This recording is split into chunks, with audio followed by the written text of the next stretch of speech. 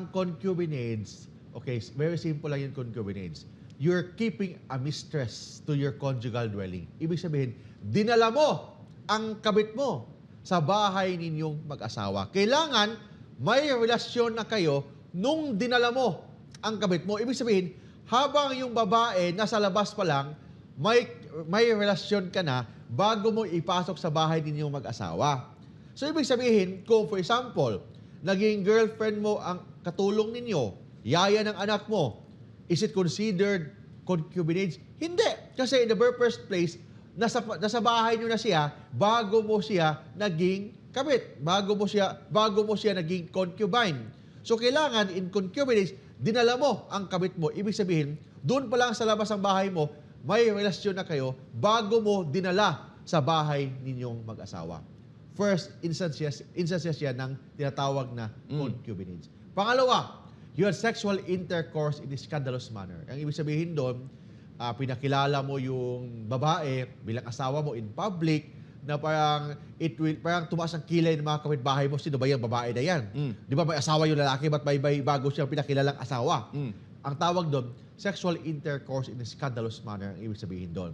So, hindi kailangan na may proof of sex or sexual intercourse.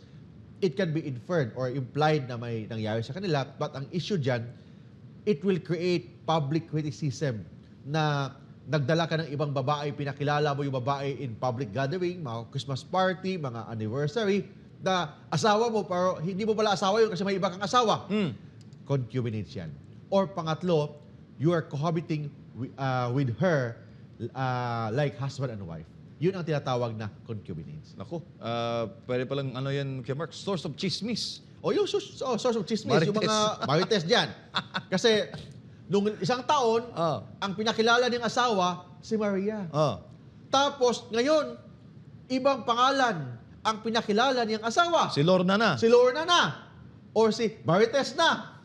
Ang pangalan ng asawa niya. In that case, that is already concubinage. Kasi ang sabi ng batas, sexual intercourse in scandalous manner, ibig sabihin, it will parang tumaas yung kilay ng mga kaibigan mo. Bakit iba namang babae ang pinakilala bilang asawa? So, yun ang ibig sabihin ng concubinage. Naku po, parang nakakahiya yan, Kuya Mark. At saka, madidare nila yung sarili nila na ipakilala sa kapitbahay na alam kung sino siya. Pinakilala na ito yung asawa ko, tapos alam ng isang kapitbahay, di ba yung isang taon, iba yung pinakilala mong asawa? Si Maria. Si Maria, tapos ngayon si Lorna na. So, yan. Concubinage ang tawag doon. Or, this is a Supreme Court decision, ha? Yung kailangan mo, yung dinala mo ang asawa mo, o dinala mo ang kabit mo sa bahay ninyong mag-asawa. Don't forget, pag word na dinala mo ang kabit mo sa bahay ninyong mag-asawa, kailangan kabit mo na siya or karelasyon mo na siya bago mo dinala. Sa labas pala ng bahay ninyo, girlfriend mo na, kabit mo na siya, concubine mo na siya, then dinala mo sa bahay ninyong mag-asawa. Yun ang concubinage. Pero, kung nung pumasok sa bahay ninyo, naging katulong, for example, naging secretary, for example, naging staff sa bahay ninyo, staff lang siya, then naging girlfriend mo, may relasyon kayo nung nasa loob na ng bahay, hindi yan concubinage kasi ang word na ginamit ng batas, dinala mo ang bahay, dinala mo ang mistress mo sa bahay ninyong mag-asawa. Alright.